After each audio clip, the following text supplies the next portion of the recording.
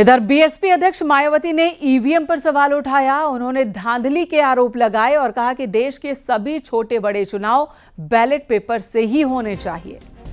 तो मायावती भी अब ईवीएम वर्सेस बैलेट इस लड़ाई में शरीक हो गई हैं।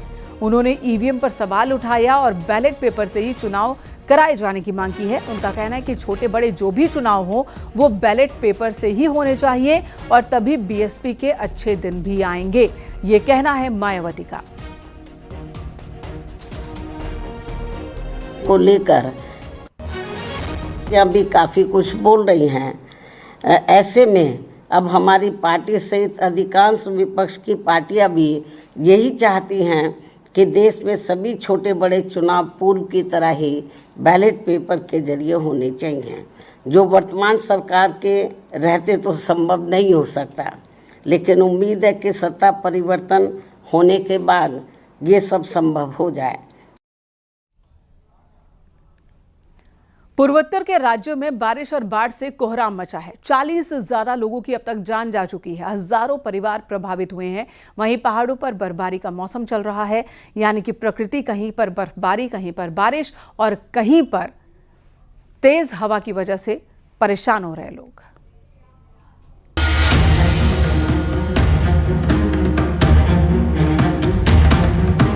नॉर्थ ईस्ट में बारिश मुसीबत बनती जा रही है।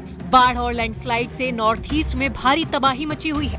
29 मई से हो रही बारिश का सिलसिला लगातार चल रहा है। असम में 15 से ज्यादा लोगों ने जान गंवाई है। 21 जिलों में बाढ़ बारिश की वजह से 6 लाख से ज्यादा लोग प्रभावित हुए हैं। 1500 गाँव की खेती की फसल पर भी बुरा असर पड़ा है। गाँव के गाँव जलमग्न है। कई जगहों पर ब्रह्मपुत्र और दूसरी नदियां खतरे के निशान से ऊपर बह रही हैं। मणिपुर में बाढ़ की वजह से 56,000 से ज्यादा लोग प्रभावित हुए हैं। 10,000 से ज्यादा घर क्षतिग्रस्त हैं। राजधानी इम्फाल समेत कई इलाके पानी पानी हो गए हैं। पूर्वोत्तर राज्यों में अगले 2 दिन भारी बारिश का अलर्ट जारी है। सिक्किम के छातेन में मिलिट्री कैंप पर आए लैंडस्लाइड में राहत और बचाव कार्य जारी है। वायुसेना के हेलीकॉप्टर के जरिए एनडीआरएफ के 30 जवानों को पाक्योंग पहुंचाया गया। एक तरफ पूर्वोत्तर में भारी बारिश का बाढ़ का संकट है, तो वहीं उत्तराखंड के ऊंचाई वाले इलाकों में बर्फबारी हो रही है। हेमकुंड साहिब में बर्फबारी होने से कड़ाके की ठंड पड़ रही है। हेमकुंड साहिब में एसडीआरएफ के साथ साथ पुलिस को भी श्रद्धालुओं की सुरक्षा के लिए तैनात किया गया है। आज भी आप तस्वीरें देखिए, पहाड़ों में लगातार बारिश और बर्फबारी का दौर जारी है। हेमकुंड साहिब में सुबह से ही बर्फबारी हो रही है, जिससे वहां पे लगातार तापमान में गिरावट दर्ज की जा रही है। लेकिन श्रद्धालुओं की जो संख्या है वो लगातार बढ़ रही है। और आज और कल जिस तरीके से मौसम विभाग ने पहाड़ों में बारिश और बर्फबारी का पूर्व अनुमान जताया है, उससे कहीं ना कहीं आने वाले कुछ दिनों में पहाड़ों में और ठंड बढ़ सकती है। इसीलिए जो चारों धाम की यात्रा करने के लिए तीर्थ यात्री निकले हुए हैं, उन्हें अपने साथ गर्म कपड़े और साथ में सभी व्यवस्थाओं के साथ आने की जरूरत है, ताकि जो पहाड़ों में जो अचानक से मौसम बदला है उससे उन्हें दिक्कत ना हो, परेशानियां ना हो। केदारनाथ धाम में बारिश और बर्फबारी हो रही है, जिससे बेतहाशा ठंड भी बढ़ गई है। बर्फबारी के बीच भी केदारनाथ में दर्शन के लिए श्रद्धालुओं की भीड़ है। पिथौरागढ़ के आदि कैलाश और ओम पर्वत के इलाके में बर्फबारी हुई है। बर्फबारी की वजह से पारा गिर गया है। इन दिनों आदि कैलाश यात्रा भी चल रही है। ऐसे में बर्फबारी होने से यात्रियों को दिक्कतें भी उठानी पड़ रही हैं। उत्तरकाशी में देर रात से लगातार बारिश जारी है, जिससे ठंड भी बढ़ गई है। पहाड़ियों पर धुंध छाई हुई है और गंगोत्री यमुनोत्री धाम में ठंड में इजाफा हुआ है। जम्मू कश्मीर के बारामूला समेत कई इलाकों में भारी ओलावृष्टि हुई है। सेब की फसल को हुआ भारी नुकसान पहुंचा है। बागवानों की चिंता बढ़ गई है। पुंछ के कई इलाकों में बारिश का कहर दिखा। लैंडस्लाइड से 2 घर जमींदोज हो गए, जिससे 2 परिवार बेघर हो गए। कुलगाम के कई इलाकों में भारी बारिश हुई। बारिश के चलते किसानों की फसल को नुकसान हो सकता है। Bureau report, news 18।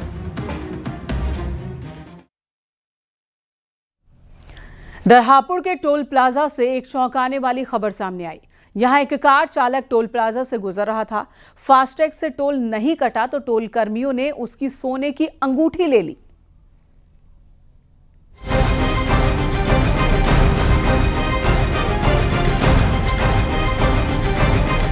हापुड़ के छिजारसी टोल प्लाजा पर ये कार खड़ी दिखी।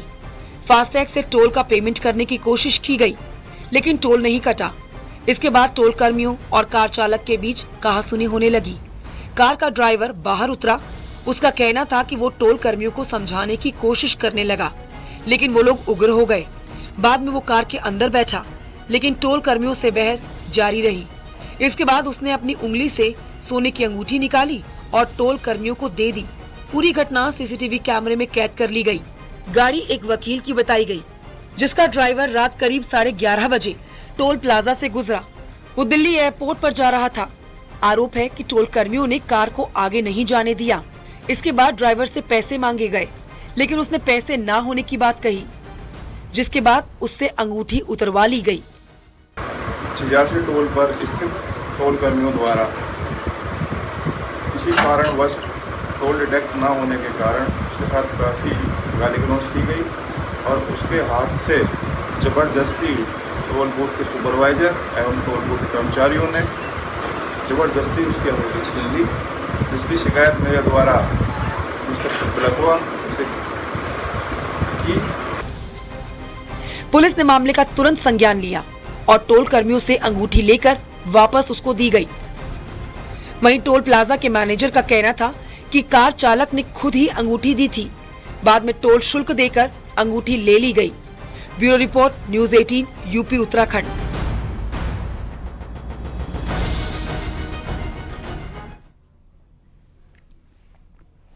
बरेली से एक बेहद ही चौंकाने वाला मामला सामने आया, जहां पर एक लड़की की मौत के बाद उसके जनाजे की नमाज नहीं पढ़वाई गई। दूसरे मजहब में शादी करने की वजह से उसे ये सजा उसके समाज के लोगों ने दी। ये पूरा मामला है क्या, आपको दिखाते।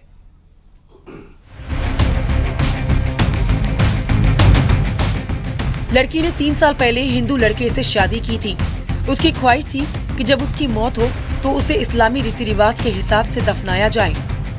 5 दिन पहले लड़की की डायरिया से मौत की खबर आई, जिसके बाद उसके पिता ने उसे सुपुर्दे खाक करने की प्रक्रिया को शुरू किया, लेकिन धर्म के ठेकेदारों को ये रास नहीं आया। आरोप है कि जब घर के पास की मस्जिद में नमाज जनाजा पढ़ाने ले गए तो इमाम ने साफ इनकार कर दिया।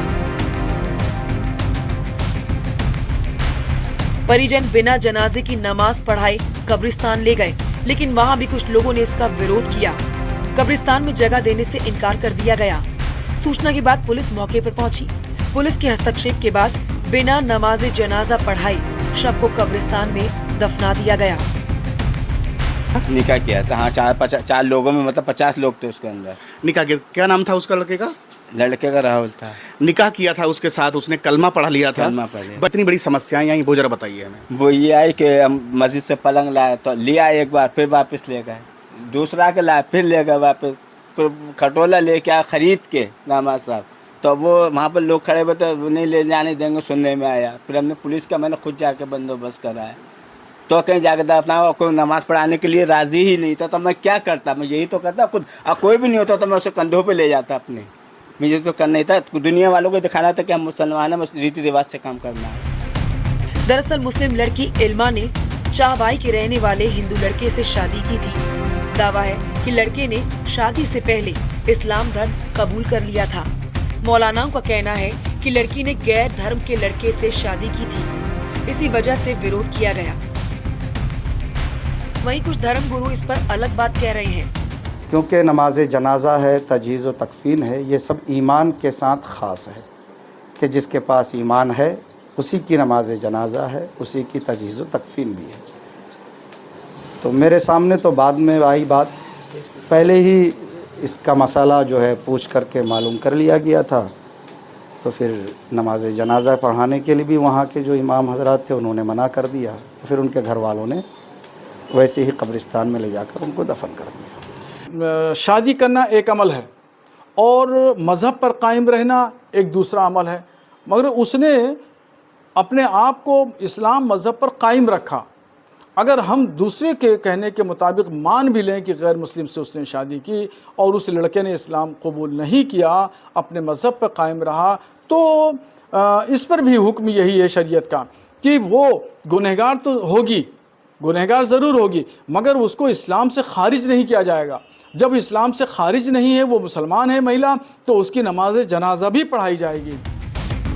बेबस परिवार थाना किला इलाके के जखीरा मोहल्ले में रहता है। उनका कहना है कि उनकी बेटी को जीते जी सामाजिक बहिष्कार का सामना करना पड़ा और मौत के बाद उसे 2 गज जमीन देने से भी इनकार कर दिया गया।